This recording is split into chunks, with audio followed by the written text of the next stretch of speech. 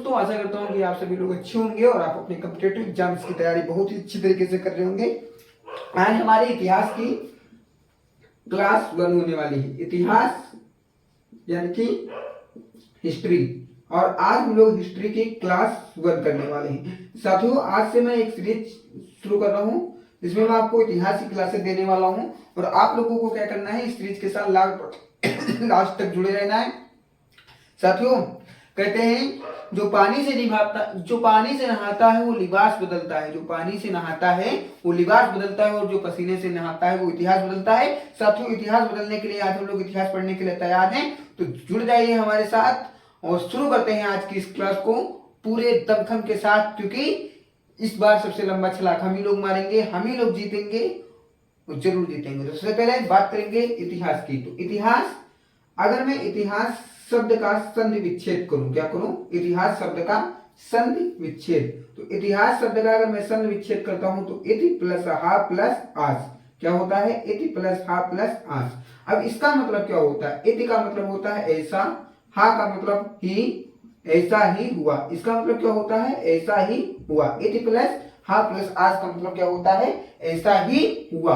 अब अगर साथियों मैं इसको समझूं सही से, ऐसा ही हुआ का मतलब क्या हुआ, निश्चित रूप से, क्या, निश्चित रूप से ऐसा ही हुआ। क्या होगा, इसका मतलब होगा निश्चित रूप से ऐसा ही हुआ। अब मैं आपको ये लिख रहा हूं निश्चित रूप से ऐसा ही हुआ, आपको कुछ समझ में नहीं आ रहा है कि ये भैया इन्होंने तो बताया कि हम बहुत अच्छी तरीके से पढ़े, ये तो लिख रहे हैं निश्चित रूप से ऐसा ही हुआ। तो भैया इतिहास क्या है, इतिहास आपको पुराने समय की घटनाओं के बारे में बताता है और ये बताता है कि इस तरह से घटनाएं घटित हुई। अब उसके बाद आगे चलते हैं। तो इतिहास यानी कि ऐसा ही हुआ, निश्चित रूप से ऐसा ही हुआ। अगर मैं इतिहास को दूसरे तरीके से डिफाइन करना चाहूं तो एक परिभाषा और लिख सकता हूं, इतिहास यानी कि अतीत का अध्ययन। अच्छा ठीक। अब आप लोगों ने एक प्रश्न, बहुत चर्चित प्रश्न सुना होगा। कौन सा चर्चित प्रश्न सुना होगा कि इतिहास का पिता किसे कहा जाता है। क्या सुना होगा आप लोगों ने कि इतिहास का पिता किसे कहा जाता है। भैया एक प्रश्न आप लोगों ने सुना होगा कि फादर ऑफ हिस्ट्री, क्या मैंने भैया, फादर ऑफ हिस्ट्री। रुको एक मिनट, जस्ट भाई 1 मिनट वेट और अपनी तैयारी को मस्त तरीके से करते रहिए। दुनिया को दिखा लेना इस बार कि इस बार हम करके दिखाएंगे, क्योंकि मुझे मालूम है जब हम लोग स्ट्रगल के फेस में होंगे, जब हम लोग संघर्ष कर रहे होंगे तो हमारे साथ कोई नहीं खड़े होगा सिवाय हमारे माता पिता के। वो एक ऐसे व्यक्ति हैं जो हम चाहे हमारे ऊपर चाहे जितनी बड़ी मुसीबत हो, वो चाहे खुद मुसीबत से घिरे हुए हों, लेकिन अपने बच्चे के लिए हमेशा खड़े रहते हैं। तो अपने माँ बाप के लिए हम लोग जरूर मेहनत करेंगे और सफल भी होंगे, हमें पूर्ण विश्वास है और इसी विश्वास के साथ हम लोग आगे बढ़ते रहेंगे। तो सबसे पहले अब हम लोग दोबारा क्लास में ध्यान देंगे, इतिहास का पिता यानी कि फादर ऑफ हिस्ट्री किसे कहते हैं। तो इसका सही जवाब होगा हेरोडोटस। कौन, हेरोडोटस। अगर कभी भी एग्जाम में आपको छपा मिलेगा, क्या छपा मिलेगा कि फादर ऑफ हिस्ट्री, तो इसका जवाब क्या होगा, हेरोडोटस। अब उसके बाद मैं आगे ले चलता हूं आपको। आगे जब मैं ले चलता हूं तो भैया याद रख लेना, क्या याद रख लेना, क्या, हेरोडोटस ने एक किताब लिखी थी। कौन सी किताब लिखी थी, हिस्टोरिका। कौन सी किताब लिखी थी, हिस्टोरिका। अगर पूछा जाए कि हिस्टोरिका किताब जो है वो किसके द्वारा लिखी गई थी, हेरोडोटस। अब मैंने कहा अच्छा तुमने क्या कहा, तुमने बता दिया कि इतिहास का पिता कौन है, हेरोडोटस। हाँ अच्छा, तो मैंने कहा इतिहास का पिता हेरोडोटस को कहा किसने। मेरे भैया आपने कहा इतिहास का पिता हेरोडोटस, मैंने कहा इतिहास का पिता हेरोडोटस को कहा किसने। तो एक रोमन दार्शनिक थे। कौन से दार्शनिक थे मेरे भैया, रोमन दार्शनिक। बताओ कौन थे, रोमन दार्शनिक। इनका नाम क्या था, सिसरो। कौन थे, रोमन दार्शनिक सिसरो। और रोमन दार्शनिक सिसरो ने हेरोडोटस को क्या कहा, इतिहास का पिता कहा। क्या कहा, इतिहास का पिता कहा। अब उसके बाद हमने क्या क्या जान लिया, हमने जान लिया इतिहास का मतलब और इतिहास के पिता के बारे में। और अगर मैं बात करूं हेरोडोटस, ये जो हेरोडोटस शब्द है इसका अगर मैं संस्कृत नाम लूं तो क्या होगा, हरिदत्त। क्या होगा मेरे भैया, हरिदत्त होगा। तो हरिदत्त इतिहास का विभाजन, क्या बात करता हूं, इतिहास का विभाजन। किसके ऊपर बात करता हूं, इतिहास का विभाजन। इसे इंग्लिश में हम लोग कह सकते हैं क्लासिफिकेशन ऑफ हिस्ट्री। क्या कह सकते हैं, क्लासिफिकेशन ऑफ हिस्ट्री। अब इतिहास का विभाजन का मेरे भैया मतलब है कि हम इतिहास को कितनी तरीके से बांट सकते हैं, कितने तरीके से बांट सकते हैं। अब क्या, अभी तो भैया आपने कहा सिर्फ इतिहास पढ़ना है, अब आप बता रहे हो कि आप इतिहास को बांट के भी पढ़ोगे, तो देख लेते हैं, देखते हैं किस तरह से बांटेंगे। तो मैंने भैया कहा जो इतिहास है, अब इतिहास को हमने कितने तरीके से बांट दिया, हमने बांटा 3 तरीके से। एक होता है आद ऐतिहासिक काल, कौन सा काल, आद ऐतिहासिक काल, और एक होता है ऐतिहासिक काल, कौन सा काल, ऐतिहासिक काल, और एक होता है मेरे भैया सॉरी आद ऐतिहासिक काल के बाद आता है देखो प्राग ऐतिहासिक काल, कौन सा आता है, प्राग ऐतिहासिक काल। सबसे पहले आता है प्राग ऐतिहासिक काल। इतिहास को जो हम लोग बांटते हैं तो सबसे पहले आता है प्राग ऐतिहासिक काल, उसके बाद आता है आद ऐतिहासिक काल, आद ऐतिहासिक काल, और उसके बाद आता है ऐतिहासिक काल, कौन सा काल, ऐतिहासिक काल। तो बस मस्ती और मौत के साथ आपको अपने जीवन का संघर्ष लड़ते रहना है।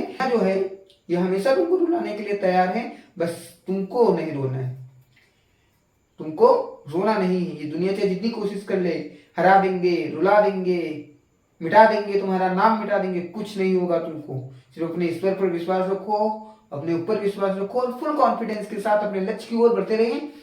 क्या कहा, इतिहास कितने तरीके, प्राग ऐतिहासिक काल, आदि ऐतिहासिक काल और ऐतिहासिक काल। अब प्राग ऐतिहासिक काल मेरे भैया क्या होता है, क्या होता है, आदि ऐतिहासिक काल क्या होता है, ऐतिहासिक काल क्या होता है। मैंने कहा भैया आप 3 लड़के पकड़ लीजिए, कितने लड़के पकड़ लीजिए, 3। अब एक लड़का ऐसा है जिसने कुछ पढ़ाई लिखाई ही नहीं की, उसका पढ़ाई लिखाई से कुछ मतलब ही नहीं रहा। दूसरा लड़का ऐसा है जिसने पढ़ाई लिखाई की लेकिन ऐसी लिखाई की कि उसका लिखाई कोई पढ़ ही नहीं समझ सकता, वो अच्छे अच्छे डॉक्टरों को भी फेल किए हैं, उसने ऐसा लिख दिया। और ऐतिहासिक काल जो है ये क्या है भैया, ये जो है बढ़िया है, इसने पढ़ाई लिखाई भी की और इसका लिखा हुआ समझ में भी आया। अब ये जो कहानी सुनाई, अब इस कहानी को हम लोग रिलेट करेंगे यहां से, कहां से, यहां से मेरे बाबू, कहां से, यहां से, आज प्राग ऐतिहासिक काल से, आदि ऐतिहासिक काल से और ऐतिहासिक काल से किस तरह से रिलेट करने वाले हैं। तो मैंने कहा प्राग ऐतिहासिक काल, क्या कहा, प्राग ऐतिहासिक काल। तो प्राग ऐतिहासिक काल उस काल को कहते हैं जिसका लिखित विवरण, जिसका लिखित विवरण यानी कि रिटेन सोर्स नहीं है हमारे पास, इसका कोई लिखित विवरण नहीं है। अगर भैया लिखित विवरण नहीं है तो इसको क्या कहेंगे, प्राग ऐतिहासिक काल। लेकिन आदि ऐतिहासिक वाला मैंने कहा इसने पढ़ा लेकिन इसने ऐसा लिखा कि कोई पढ़ नहीं सका। इसने कहा मैं लिखूंगा लेकिन कोई पढ़ नहीं सकेगा। तो इसका मतलब क्या है, इसका जो लिखित विवरण है, क्या है, इसका जो लिखित विवरण है वो पढ़ा नहीं जा सका अभी तक। क्या, इसका लिखित विवरण अभी तक पढ़ा नहीं जा सका। और ऐतिहासिक काल कौन सा काल होता है, ऐतिहासिक काल इतिहास का वह भाग होता है जिसका लिखित विवरण है और उसको पढ़ा भी जा सका है। क्या, जिसका लिखित विवरण है और उसको पढ़ा भी जा चुका है। तो अब मैंने क्या बताया आपको, मैंने बताया भैया इतिहास को कितने तरीके में बांटा, आपने कहा 3। मैंने कहा कौन कौन, आपने कहा प्रागैतिहासिक काल, आदिऐतिहासिक काल, ऐतिहासिक काल। हमने कहा बहुत बढ़िया। अब हम आगे चलते हैं, तो आगे हम लोग इसी तरह से और देखने वाले हैं। तो इतिहास का विभाजन आपको समझ में आ गया, कौन कौन से होते हैं, प्रागैतिहासिक काल यानी कि pre history, proto history and historic period. ठीक है, 3 तरीके के मैंने बता दिया। अब मैं आपको ले चलता हूं आगे। अब प्रागैतिहासिक काल मैंने बताया, उसके बाद मैं आपको ले चलता हूं अब पाषाण काल के ऊपर। किसके ऊपर, पाषाण काल। अब प्रागैतिहासिक काल में ही आ जाता है कौन, पाषाण काल। कौन सा आ जाता है, पाषाण काल। अब पाषाण काल क्या है, तो पाषाण, पाषाण शब्द का मतलब होता है पत्थर यानी कि स्टोन। क्या, पत्थर यानी कि स्टोन। कोई पत्थर से न मारे मेरे दीवाने को, बंका जमाना है उड़ा दे साले को, खान सर ने कहा था ना। तो वही पाषाण काल, पत्थर से मारने वाला आ गया है, पत्थर से मारने वाला हम पढ़ेंगे आज। क्या पढ़ेंगे, पत्थर से मारने वाला। तो पाषाण काल, तो देखेंगे पाषाण काल को किस तरह से। तो पाषाण काल को हम 3 तरीके से डिवाइड करने वाले हैं। कितने तरीके से, 3 तरीके से। कितने तरीके से बाबू, 3 तरीके से डिवाइड करने वाले हैं। पहला आता है पुरापाषाण काल। कौन सा आता है, पुरापाषाण काल। दूसरा आता है मध्य पाषाण काल और तीसरा कौन सा आता है, तो वो आता है नवपाषाण काल। कौन सा आता है, नवपाषाण काल, नवपाषाण काल। अब साथ याद रखना है, संघर्ष में व्यक्ति अकेला होता है और सफलता के बाद दुनिया साथ होती है। तो लेकिन हम लोगों के संघर्ष में जो अभी हमारे साथ है वही अंत तक रहेगा। बस ये लिख के रख लो, जो आज खड़ा है हम उसके साथ जीवन भर खड़ा रहेंगे। जिसने हमारी थोड़ी भी मदद की है हम उसकी बहुत, जितनी हो सकेगी उससे ज्यादा मदद करेंगे। लेकिन अब मदद बहुत हो चुकी है, पढ़ाई भी कर ली। तो हमने क्या कहा, पाषाण काल को कितने तरीके से डिवाइड करते हैं, पूरा पाषाण काल, मध्य पाषाण काल और नवपाषाण काल। अब पूरा पाषाण काल जो होता है इसको बोलते हैं भैया इंग्लिश में पैलियोलिथिक एज। क्या बोलते हैं, पैलियोलिथिक एज। उसके बाद मध्य पाषाण काल को मेसोलिथिक एज और नवपाषाण काल को नियोलिथिक एज। मैंने कहा पैलियोलिथिक एज, मेसोलिथिक एज और नियोलिथिक एज। पूरा पाषाण काल, मध्य पाषाण काल और नवपाषाण काल। अब पूरा पाषाण काल जो है इसका एक टाइम पीरियड होता है। वो टाइम पीरियड भैया हमने कहा हमको मालूम ही नहीं, हमने कहा हमको मालूम ही नहीं। तो हमने कहा ये देखो हमारे डॉक्टर वाली लिखाई, यानी कि कौन सी लिखाई ये क्या आएगी, आदि ऐतिहासिक काल। उसने ऐसा लिखा कि उसका साला पढ़ ही भी नहीं आया, तो क्या हो गया, आदि ऐतिहासिक काल। तो ये अज्ञात से लेकर, कब से, अज्ञात से लेकर 10,000 बीसी। कहां तक, अज्ञात से लेकर 10,000 बीसी। ये किसमें आएगा, पूरा पाषाण काल। पूरा पाषाण काल का समय कितना होगा, अज्ञात से लेकर 10,000 बीसी। और पाषाण काल कितना हो जाएगा, पाषाण काल का समय हो जाएगा 10,000 बीसी से 4,000 बीसी। कितना हो जाएगा, 10,000 बीसी से 4,000 बीसी। अगर आपसे कोई पूछे कि पाषाण काल यानी कि मध्य पाषाण काल, सॉरी मध्य पाषाण काल कितना होगा, तो 10,000 बीसी से 4,000 बीसी। अगर पूरा पाषाण काल पूछेगा तो क्या बताएंगे महाराज कि अज्ञात से लेकर 10,000 बीसी। अब कौन सा बच्चा, अब बच्चा ये आखिरी वाला यानी कि नियोलिथिक एज यानी कि नवपाषाण काल। तो ये हो जाएगा 4,000 बीसी से लगाकर 2500 बीसी। अब बीसी का मतलब क्या होता है, मैंने यहाँ पर एक वर्ड लिख रहा हूँ बीसी और एक होता है एडी। तो बीसी और एडी, तो बीसी का मतलब होता है बिफोर क्राइस्ट। क्या होता है भैया, बिफोर क्राइस्ट। एडी का मतलब एनो डोमिनी, तो बीसी का मतलब ईसा के जन्म से पहले और एडी का मतलब ईसा के जन्म के बाद। अब आप लोगों को मैं एक कमेंट बॉक्स में HW वर्क दे रहा हूं।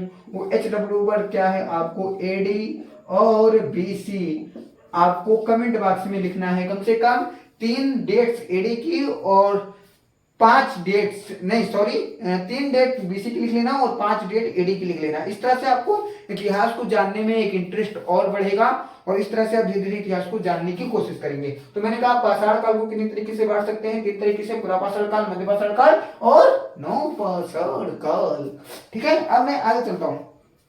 अब मैं आगे बारी बारी से इन सारी चीजों के ऊपर डिस्कशन करता हूँ। तो सबसे पहले मैंने कहा आप किस तरह से बांट सकते हैं, पूरा पाषाण काल, मध्य पाषाण काल और नवपाषाण काल। अब सबसे पहले मैं बात करता हूँ नवपाषाण काल के ऊपर, किसके ऊपर, सॉरी पूरा पाषाण काल के ऊपर। किसके ऊपर, पूरा पाषाण काल, पूरा पाषाण काल। अब ये जो पूरा पाषाण काल होता है इसका मैंने समय कितना बताया, अज्ञात से लेकर 10,000 बीसी तक। कहां से, अज्ञात से लेकर 10,000 बीसी तक। इसमें आदमी ने क्या किया, तो इसमें आदमी ने किया पत्थर का प्रयोग। वही, कोई पत्थर से ना मारे मेरे दीवाने को, तो वही पत्थर का प्रयोग कब किया, पूरा पाषाण काल में। कब किया, पूरा पाषाण काल, यानी कि पत्थर का प्रयोग। वही, कोई पत्थर से ना मारे मेरे दीवाने को, बम का जमाना है उड़ा दे साले को। ठीक है, आगे देखेंगे। फिर उसके बाद इसमें किया आग की खोज। क्या किया, आग की खोज। क्या किया, आग की खोज। पहली बात क्या किया, पत्थर का प्रयोग। दूसरी बात क्या किया, आग की खोज की। क्या की, आग की खोज की। और आग की खोज क्या किया, आग की खोज की और पत्थर का प्रयोग। ठीक है, फिर उसके बाद मैं आगे बात करता हूँ मध्य पाषाण काल के ऊपर। किसके ऊपर, मध्य पाषाण काल। किसके ऊपर, मध्य पाषाण काल। और मध्य पाषाण काल का मैंने समय बताया था 10,000, कितना, 10,000 बीसी से आप लिख सकते हैं 4,000 बीसी तक। कितना, 10,000 बीसी से 4,000 बीसी तक। कितना, 10,000 बीसी से 4,000 बीसी। और मध्य पाषाण काल में इसने क्या किया, शिकार का ज्ञान था। किसका ज्ञान था, शिकार का। मध्य पाषाण काल वालों को किसका ज्ञान था, शिकार का ज्ञान था। इनको किसका ज्ञान था, शिकार का। इन वालों को शिकार का ज्ञान था। किसको, मध्य पाषाण काल वालों को शिकार का ज्ञान था। और ये किसका प्रयोग करते थे, तीर कमान, किसका प्रयोग करते थे? तीर कमान का प्रयोग। अगर यहाँ से कभी प्रश्न पूछा जाए कि तीर कमान का प्रयोग कौन करते थे, तो मध्य पाषाण काल वाले। आग की खोज कब हुई थी? पुरापाषाण काल में। पत्थर का प्रयोग पुरापाषाण काल में। शिकार का ज्ञान किसको था? मध्य पाषाण काल। और तीर कमान। अब सबसे परीक्षा में छपने वाला प्रश्न, एग्जाम हॉल में दिखने वाला प्रश्न मैं आपको कराने वाला हूं कि क्या पशुपालन के साक्ष्य मैं कराने वाला हूं कि जो मध्य पाषाण काल है इसमें पशुपालन के साक्ष्य आपको कहां से मिले? क्या? पशुपालन के साक्ष्य। मैंने क्या कहा? आपको मध्य पाषाण काल में पशुपालन के साक्ष्य कहां से मिले? तो इसका सही जवाब याद रख लेना, आदमगढ़ और बाजौर। कहां से? आदमगढ़ और बाजौर। तू हंस तू मुस्कुरा, तू हंस तू मुस्कुरा, तू रोना कम कर दे, तू जिंदा है तू जिंदगी की नाक में दम कर दे। दुनिया तुझे चाहे जितना परेशान करे, हारना नहीं है। आई एम, मैं जीतने के लिए पैदा ही हुआ हूं, ये सोच के चलिए। लोग तो हराने के लिए तैयार हैं। कहते नहीं है लोग तुम्हारी खामियां ढूंढेंगे, लेकिन आपको क्या ढूंढना है? अपनी खूबियां ढूंढनी है। और इसी के साथ बहुत ही अच्छी तरीके से पढ़ाई करते रहना है। फिर उसके बाद मैं बात करता हूँ नव पाषाण काल के ऊपर। किसके ऊपर? नव पाषाण काल। और नव पाषाण काल को कहते हैं नियोलिथिक एज। क्या कहते हैं? Neolithic age. क्या कहते हैं? Neolithic age. नव पाषाण काल को क्या कहते हैं? Neolithic age. अब इसमें क्या होता है? इसमें भैया पहिए की खोज होती है। क्या होती है? पहिए की खोज। नव पाषाण काल में क्या होता है? पहिए की खोज। इसको कह सकते हैं इन्वेंशन ऑफ व्हील। क्या? पहिए की खोज। उसके बाद क्या मिलते हैं? कृषि के साक्ष्य मिलते हैं। क्या मिलते हैं? कृषि के साक्ष्य, यानी कि एग्रीकल्चर के भी साक्ष्य मिलते हैं। किसमें? नवपाषाण काल में। अगर कभी भी एग्जाम में पूछा जाए कि कृषि के साक्ष्य कहाँ मिलते हैं? नवपाषाण काल में। पहिए की खोज किस काल में हुई? तो नवपाषाण काल में। दोनों प्रश्न आपको अपने दिमाग में बिल्कुल बढ़िया तरीके से रख लेने हैं। जितना उड़ रहे, आपको उड़ना है और आपको जीतना है, इसलिए आपको अपने आप को तैयार करते रहिए और मजबूती के साथ पढ़ाई करते रहिए। तो इसी के साथ मैंने क्या बताया? नवपाषाण काल, पहिए की खोज और कृषि के साक्ष्य में। उसके बाद मैंने क्या कहा? उसके बाद मैंने कहा कि तांबे की खोज। क्या कहा? तांबे की खोज। मैंने क्या कहा? तांबे की खोज। या फिर मैंने कहा आपसे तांबे की खोज के साथ मैंने कहा पूजा। क्या कहा? पूजा। तांबे की खोज या फिर पूजा के साक्ष्य कहां से मिले? तो वो भी नवपाषाण काल से मिले। तो मैंने कहा आपको क्या क्या क्लियर हुआ? आपको क्लियर हुआ पुरापाषाण काल, मध्य पाषाण काल और नवपाषाण काल। अब मैं आगे बात करता हूं ऐतिहासिक काल के ऊपर। किसके ऊपर? ऐतिहासिक काल के ऊपर। ऐतिहासिक काल, तो ऐतिहासिक काल यानी कि हिस्टोरिक पीरियड। सॉरी, ऐतिहासिक काल नहीं, अभी हम लोग ऐतिहासिक काल की तो बात करेंगे ही, और बात करेंगे आद ऐतिहासिक काल की। किसकी? आद ऐतिहासिक काल की। आद ऐतिहासिक काल। तो ऐतिहासिक काल और आद ऐतिहासिक काल को समझ लेते हैं। ऐतिहासिक काल को हम हिस्टोरिक पीरियड कहते हैं, और ऐतिहासिक काल में हम तीन तरीके से कह सकते हैं। एक कह सकते हैं प्राचीन इतिहास। क्या कह सकते हैं? प्राचीन इतिहास। और एक कह सकते हैं मध्यकालीन इतिहास, और एक कह सकते हैं हम लोग आधुनिक इतिहास। क्या कह सकते हैं? आधुनिक इतिहास। यानी कि प्राचीन को इंग्लिश में क्या कहते हैं मेरे भैया? प्राचीन को इंग्लिश में कहते हैं एंशियंट। क्या बोलते हैं? Ancient history. क्या बोलते हैं? Ancient history. और मध्यकालीन को कहते हैं मेडिवल। Medieval history. क्या कहते हैं मेरे भैया? मध्यकालीन को कहते हैं मेडिवल। मध्यकालीन यानी कि प्राचीन इतिहास के बाद क्या कौन सा आएगा? मध्यकालीन। और मध्यकालीन के बाद modern. Modern age to modern यानी कि आधुनिक इतिहास। ठीक है। उसके बाद मैंने कहा आद ऐतिहासिक काल। तो आद ऐतिहासिक काल आपको दो भागों में विभाजित होगा। एक हो जाएगा आपका सिंधु घाटी सभ्यता। क्या हो जाएगा? सिंधु घाटी सभ्यता।